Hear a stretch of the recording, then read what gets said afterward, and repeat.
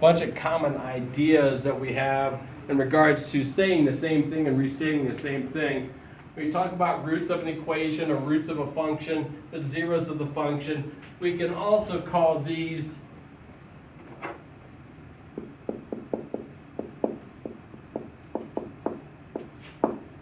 x-intercepts. Bless you. Square. These are also the x-intercepts. So there's a lot of commonality in regards to renaming something that means basically the same thing. When you're trying to find the zeros of a function, you're trying to find the x-intercept, you're trying to find the roots of the function, you're trying to find the roots of the equation. Or we can just say it's just the solutions to an equation that makes it equal to 0. So what you're looking at basically, when you have a function equal to 0,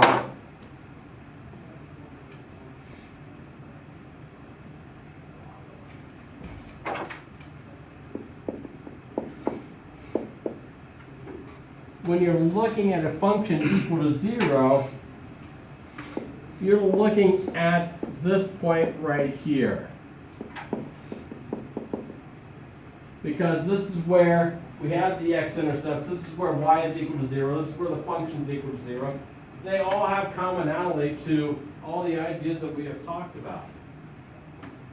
So when we have a function x cubed minus 7x plus 7 equal to 0, what we've done in the past is we've tried to jam things into the multiplication property of 0, which means we have addition forms. If we could change this into multiplication, we can set each factor equal to 0, and we can come up with solutions. But we don't have that. We don't have a function that we can factor down. We have different methods of going by grouping and things of that sort, but we still can't do that.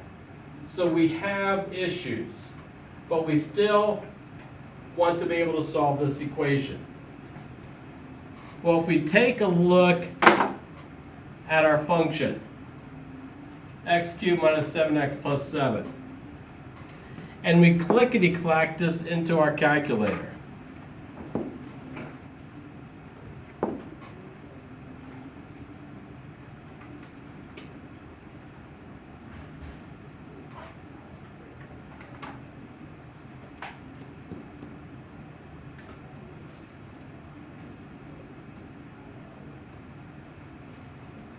Once again, I'm lazy, so I'm not going to find my caret and cube it. I'm just going to write xxx minus 7x plus 7. And we go to our graph. Yeah, I got it bad.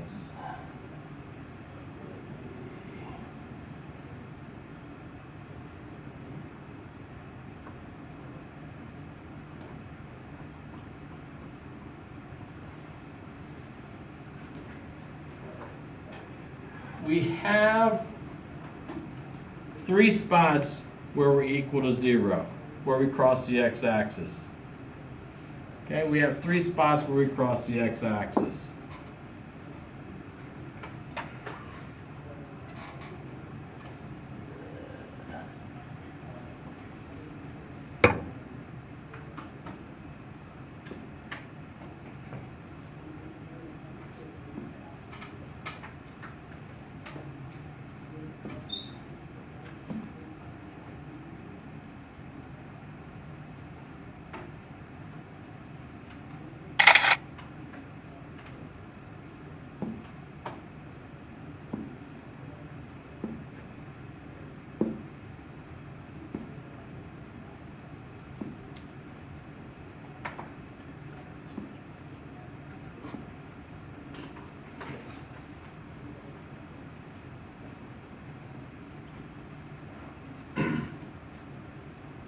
Modern technology, what you can do.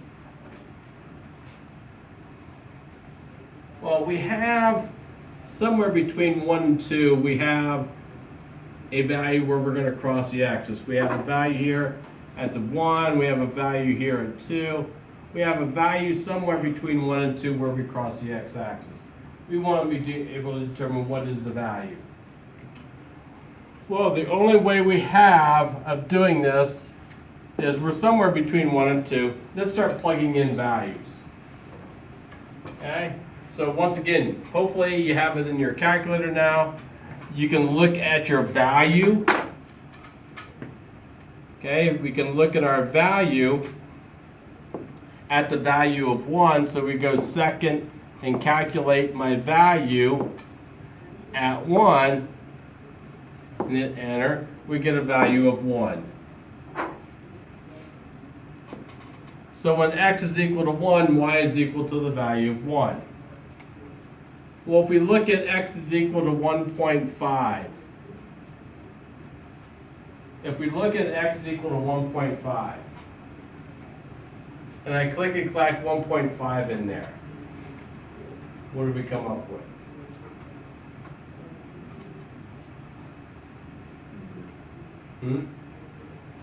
Negative 0.125.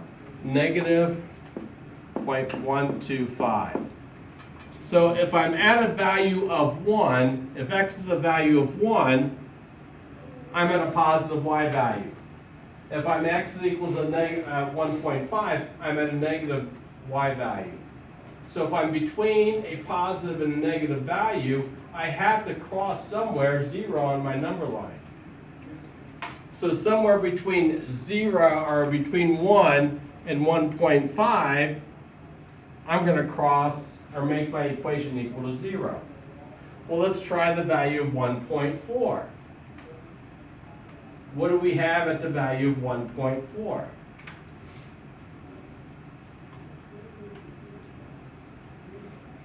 No, we get. Negative 0.056.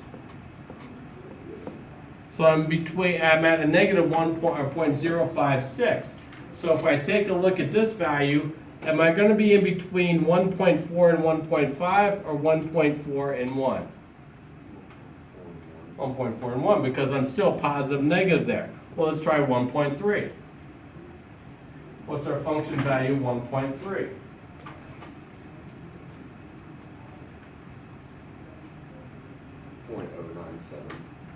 .097. So now between 1.4, I got a negative value. 1.3, I have a positive value. I'm somewhere in between those values because I'm still looking to see what makes this equal to 0. And I'm close to my value 0, but I'm not quite there. So let's go halfway in between 1.4 and 1.3. Let's go 1.35. 0.010375.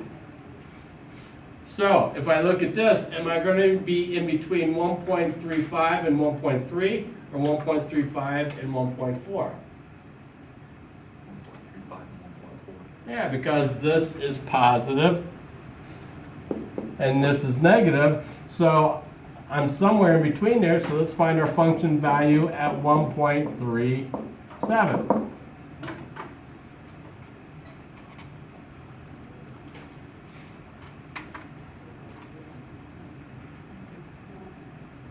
Are we positive or negative at 1.37?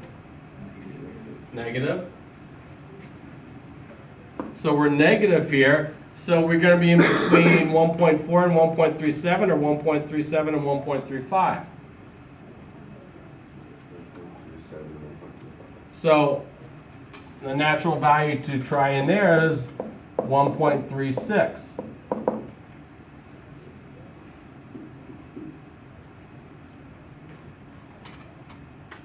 .36, are we positive or negative? Negative.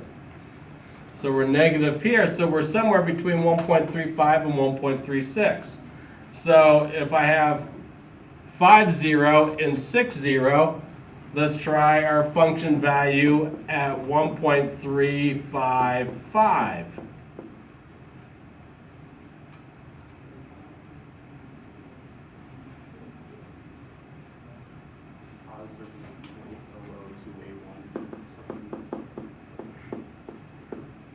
So we're positive 0.02000281. So we're somewhere between 1.355 and 1.360. So we can continue doing this over and over and over again and be able to come up with an approximate solution, but it's not going to be exact. but we can get close to an actual value here by just continuing to go back and forth.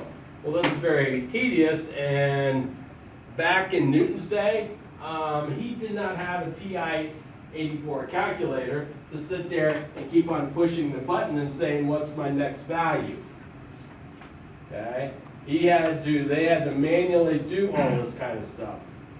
So to be able to figure out a solution, it was a little bit more painstaking than what we have right here. We've been able to quickly collect values in and out here pretty quick. So he came up with a method of solving equations. So what we have to have with Newton's method of solving equations, we need to have an initial guess. We need to have an initial guess, and we're going to call this x1. That is our initial guess. Because we're going to have x1, x2, x3, x4, and we're going to come up with an actual solution here. What Newton was able to figure out looking at the idea of derivatives is to find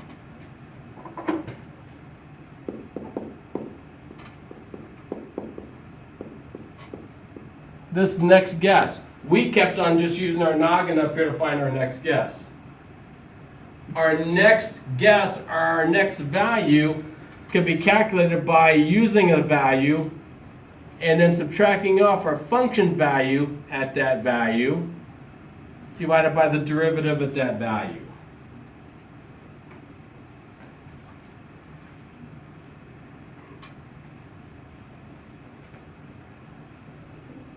So if I want to find, and say my x value or my n value is a value of 1. I'd have 1 here, 1 here, 1 here. That's my initial guess. That will give me x1 plus 1 or x2, my next guess. To utilize x2 to find x3, I use x2 to find x3. It's one of those, I know last year in May you pretty much checked out of pre-calc. I get that, I understand that. But in May we went through recursive formulas, recursive series, and arithmetic and geometric series and recursive formulas. This here is an idea of a recursive formula. You use your previous solution to get to your next solution. Okay, and that's what sort of this is here, is a recursive formula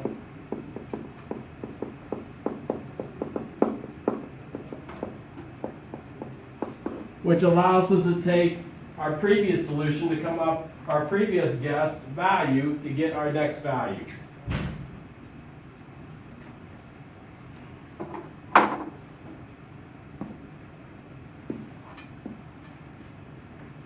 So sub in n equals 1, solve for the next value of x that is closer to the root of the equation, which is x2.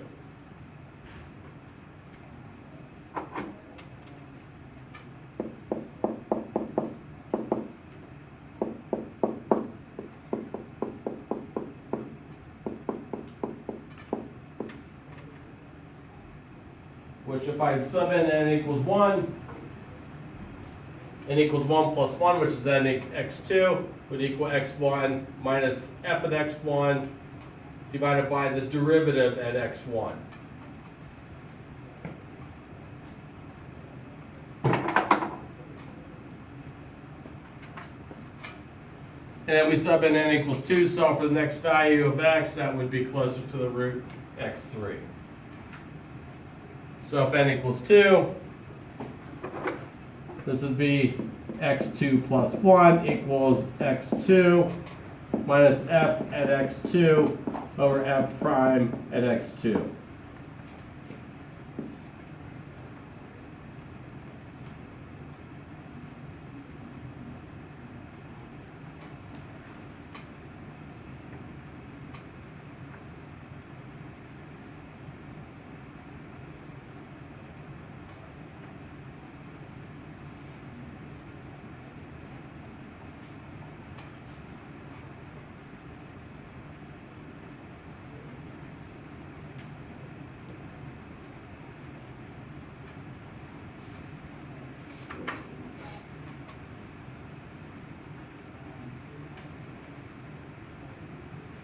So what we have here is we have a function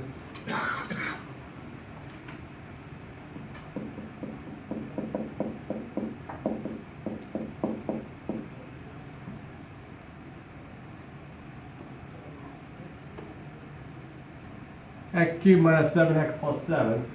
That's our function. We also have to take a look, because what Newton incorporates here is the idea of the derivative. So we have to also take a look at the derivative. 3x squared minus 7.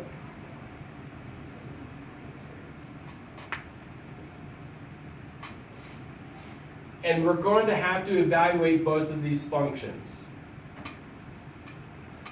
So in our F1, our Y1, we've already typed in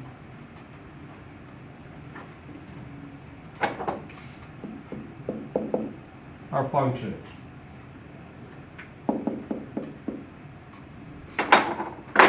What you're going to want to also do is type in your Y2 your derivative of the function.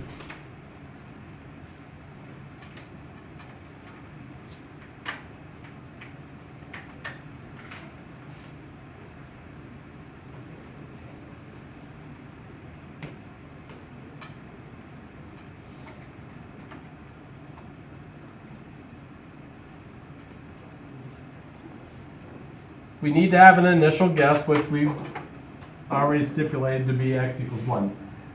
And what you'll have to do is you'll have to come up with a graph to look at, you determine what x1 is going to be. And you can look at a graph to see where I cross the x-axis to be able to determine my x1. So to find x2, to calculate x2, this is x1 plus f at x1 divided by f prime at x1. So our x1 is a value of 1. That should be a minus, shouldn't it? Yeah, my bad. Should be a minus there. And we're going to subtract off our function value at 1 divided by the derivative at 1.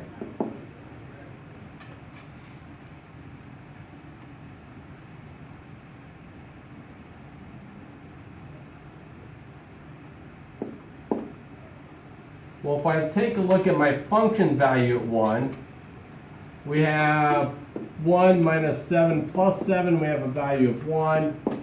My derivative at 1, we have 3 times 1 minus 4, or minus 7, which is minus 4.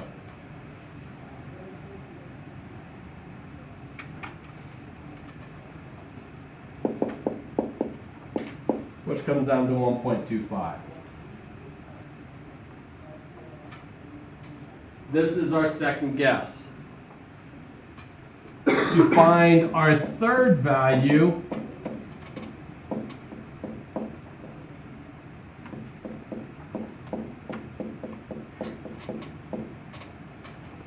we take our second value, 1.25, minus our function value, 1.25, over our derivative at 1.25.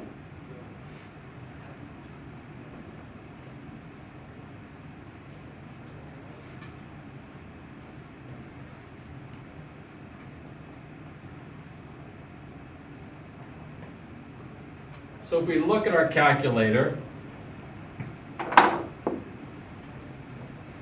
let's see here, 2, 3x squared.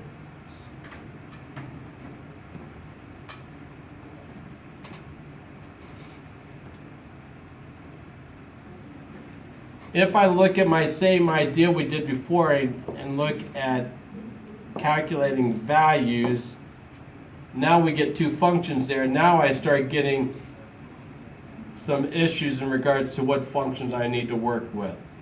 So we're going to take a look at a different way of calculating values, where if we look at our VARS button, VARS. We hit our VARS button. And we want to deal with the Y variables. Okay, so I hit my right arrow, so what's highlighted is Y vars. And I look at my function. What we come up with is our Y1, Y2, Y3. Another way of calculating values is I can hit my Y1, in parentheses this 1.25, and hit enter. And I could do the exact same thing with Y2.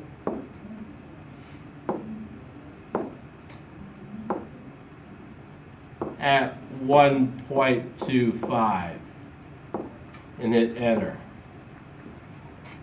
So I can come up with two values here, 0.203125 and negative 0.23125.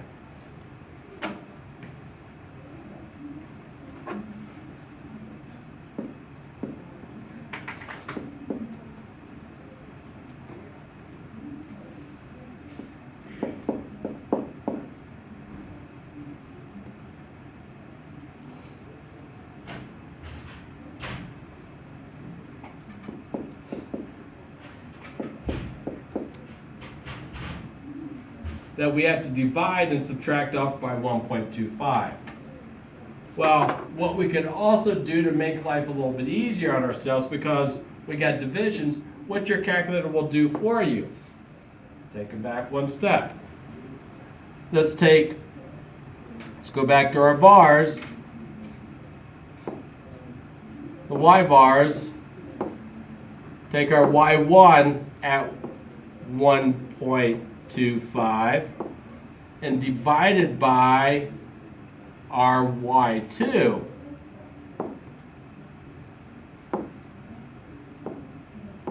At 1.25. Oops.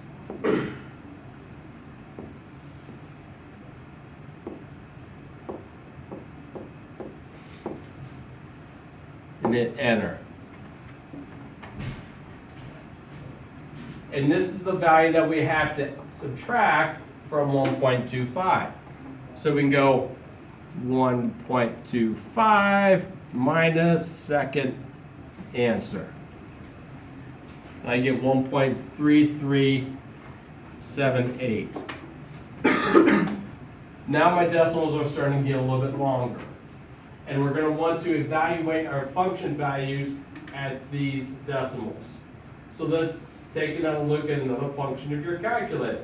Let's keep on making things easier by use of technology.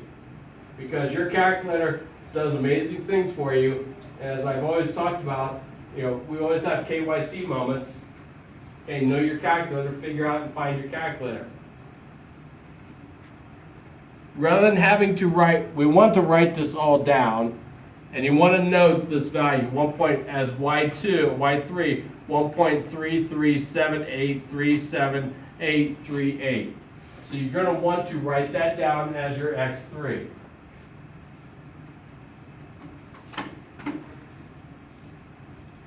But from this point on, let's take it to the next level. Rather than having to clickety-clack this into your calculator every time, your calculator will allow you to store this to X. So X now has turned into this value. X now has turned into this value. So our next line is going to be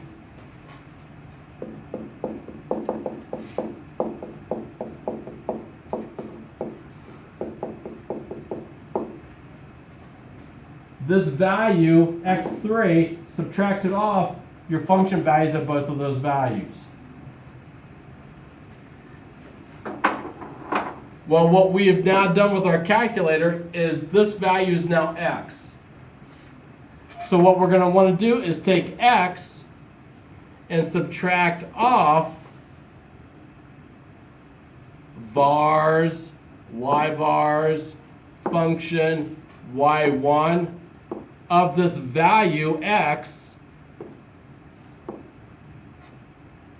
divided by the derivative at this value, which we have as y2. So we have our vars, y vars function y2 at x. So we've now just typed in Newton's method of solving the equation, and we can hit enter. And that will give us our next value, 1.35597.615. As you can see what is happening here, okay, we are going to start narrowing this down. We are 1.33, now we're 1.355. Now, let's take it to the next step and make life a little bit easier on ourselves. Let's store this now to x. So let's store this to x. Now, rather than having to recopy or find all those variables again that we had to do up here, because that takes some time, we can hit second, enter, second, enter. And it will bring that equation down for us. And now it will evaluate, because we've changed x, it will evaluate at this. So this is the next level of what we want to add in. As you can see, we're now at 1.356. We're here at 1.359, 1.368. Okay, we're starting to duplicate numbers here. Let's store that now to x. Second, enter, second, enter.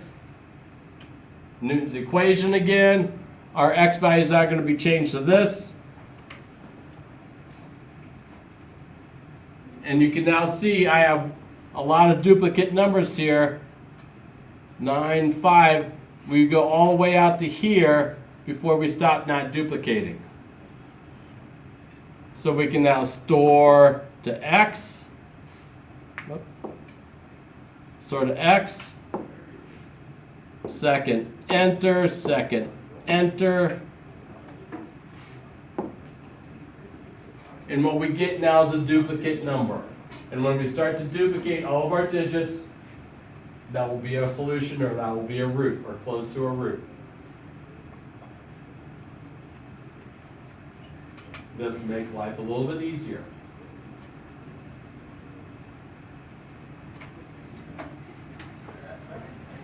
Because your calculator will do it, technology will do it.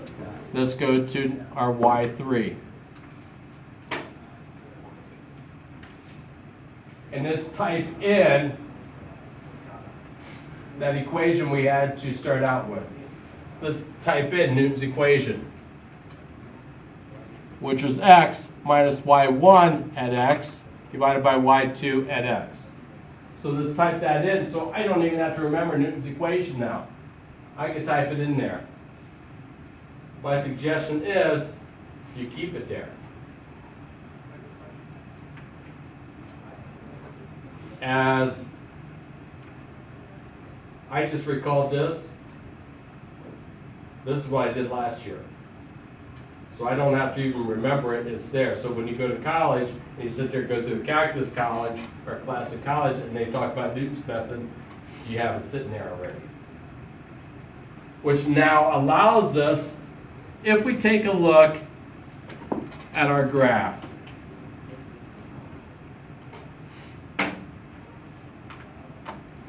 it looks like with -1, -2, -3. Let's go 0. Now, because I think -3.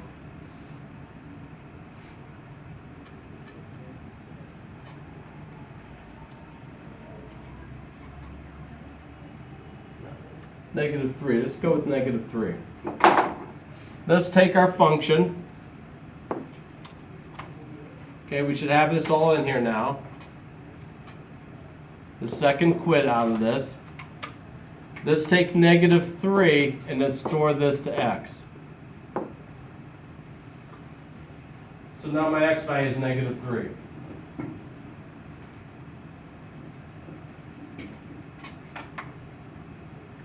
What we need to evaluate is we need to evaluate y3 at this value. So if I go to my vars, y vars, let's go to y3.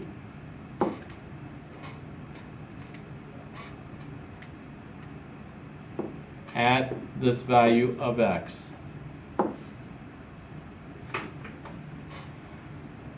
Our first guess was -1 or -3. Now we have -3.05. Okay, let's store this to x. Second enter. Second enter. We keep on coming up with other values. Okay? And we continue, and once again, what I will ask you to do is I'll ask you to give me function, give me the derivative, and give me all your x values, because I should be able to take your x values and run it through and come up with the same values that you came up with. Okay, we want to store the x.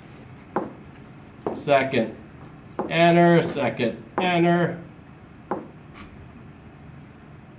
And once again, once we start getting all the values, decimal values here to repeat. I'm at 1717. My next one here, I will guess I'm going to be right there. Store to x. Second enter, second enter. And I get a repeater there.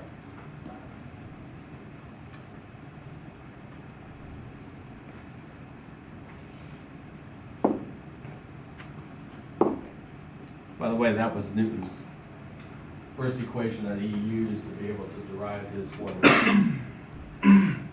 So you got to get to touch history a little bit. What Sir Figure by Isaac Newton did. First graph and find first possible value. So what you want to do is take your look at, now this is my function I want to look at. So this goes into my y1.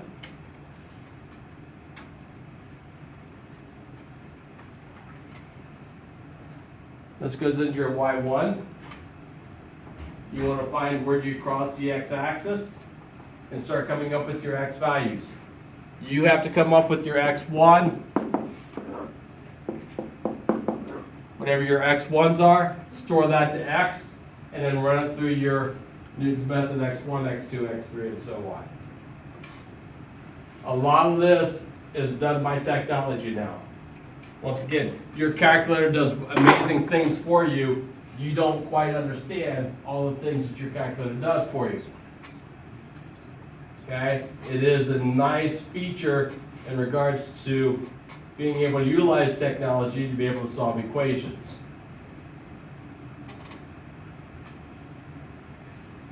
Your zeros of your function, if you go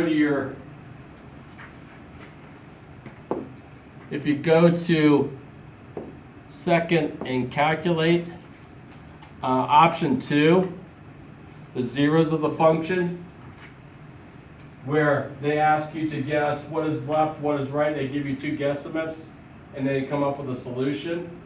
Go to left side, go to right side of a 0. It runs, your calculator basically runs Newton's method then to be able to find that 0 of the function. So your calculator has Newton's method plugged into it to be able to calculate the 0 of a function. Your homework for tonight, you have 4 problems.